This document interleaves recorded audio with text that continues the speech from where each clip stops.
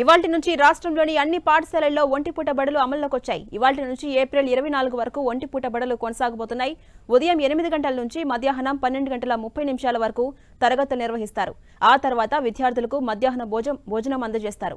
ఈ నెల 18 నుంచి 10వ తరగతి వార్షిక పరీక్షల నేపథ్యంలో వారికి మాత్రం మధ్యాహ్నం 1 గంట నుంచి సాయంత్రం 5 గంటల వరకు తరగతులు నిర్వహిస్తారు. పరీక్షలు నడిచే స్కూళ్లలో మధ్యాహ్నం 1 గంట నుంచి సాయంత్రం 5 గంటల వరకు పాఠశాలలు నడుస్తాయి. పరీక్షలు లేని పాఠశాలల్లో మాత్రం ఉదయం 8 నుంచి మధ్యాహ్నం 12:30 వరకు మాత్రమే పాఠశాలలు కొనసాగుతాయి.